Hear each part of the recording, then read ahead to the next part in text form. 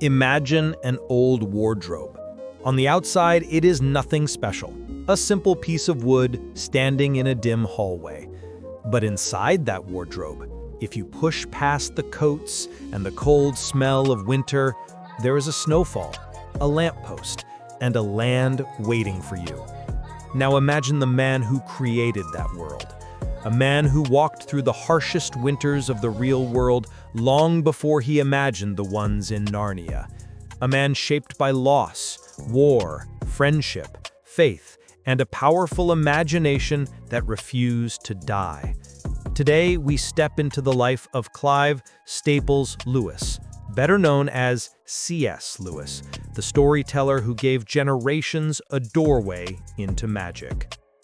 Our story begins in Belfast, November 29, 1898.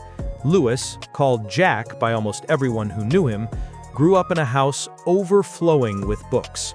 They were everywhere, stacked on tables, spilling from shelves, and piled on the floor. For Jack, wandering from one book to another was as natural as breathing. His imagination was wild, curious, and restless. But childhood magic did not protect him from tragedy. When he was 10, his mother, Flora, died from cancer. Her death shattered him. His father withdrew into grief, and Jack and his older brother, Warren, were sent away to boarding schools that felt more like prisons than classrooms. The sense of isolation he felt there would echo through his life. At school, he retreated into stories, myths, and the worlds he created in notebooks. Yet it was not just imagination that shaped him, it was pain. That early grief carved out a space inside him, a space that later would be filled by the ideas and dreams he shared through his writing. As a young man, Lewis won a scholarship to Oxford. But before he could begin, the First World War pulled him into its shadow. He enlisted in the British Army and was sent to the front lines in France. War found him quickly.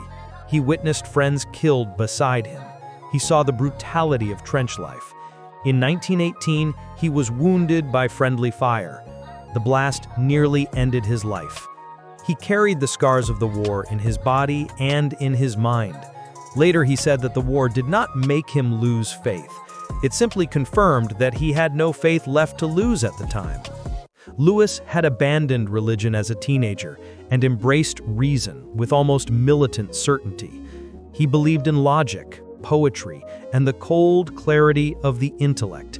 Nothing more, nothing divine. After returning from the war, he resumed his studies at Oxford with fierce determination. He excelled in literature and philosophy. Soon, he became a fellow and tutor at Magdalen College. His lectures were passionate and alive. Students said he could make ancient myths feel as fresh as morning air. Even so, something inside him remained unsettled. Then came the friendships that changed everything. At Oxford, he met men who challenged him, argued with him, and refused to let him hide behind cold logic. Among them was a brilliant writer named J.R.R. Tolkien.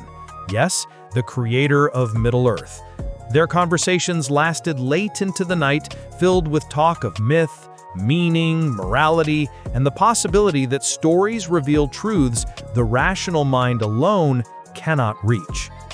Tolkien believed that myths were not lies, they were ways of seeing reality more clearly. And slowly, Lewis began to feel that tug. Something was waking inside him, something he thought he had buried long ago.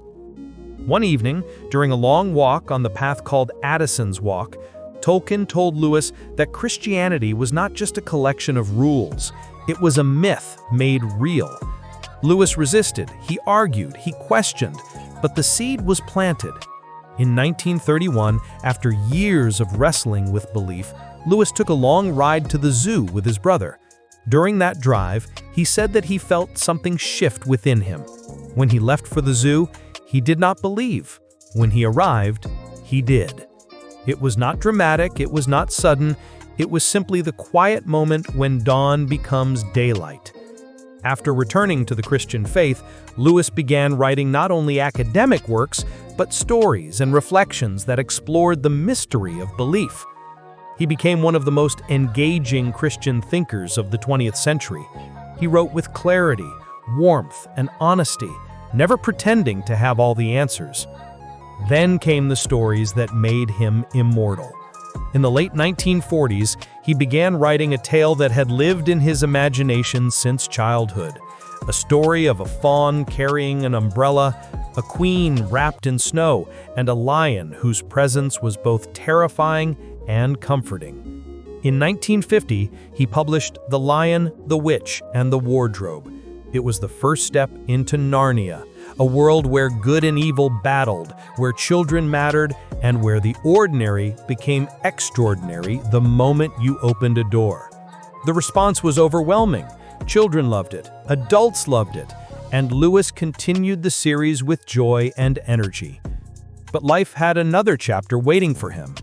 In the 1950s, he met Joy Davidman, an American writer with a sharp wit and a brilliant mind. She was unlike anyone he had ever known. They debated, laughed, wrote letters, and formed a friendship that grew into love. Their marriage was not a fairy tale. Joy was diagnosed with cancer soon after. Lewis cared for her through her illness, and for a short time, she recovered enough that they could enjoy life together. But the illness returned. Her death broke him. He wrote about his grief with painful honesty, describing the rawness of loss and the struggle to understand love in the face of death. Yet through that suffering, Lewis deepened his insight into compassion, faith, and the human heart. He continued to teach, write, and inspire readers around the world until his death in 1963. In one of history's strange coincidences, he passed away on the same day as the assassination of President John F. Kennedy. The news of his death was overshadowed by global shock, yet his influence continued quietly, powerfully, and steadily through his books. Today, C.S. Lewis is remembered not just as the creator of Narnia, not just as a Christian thinker, but as a man who walked through darkness and still believed in light. A man who faced war, loss, doubt, and heartbreak, and still wrote about hope. He understood that the world is full of pain, but also full of wonder, and he gave that wonder to readers of every age.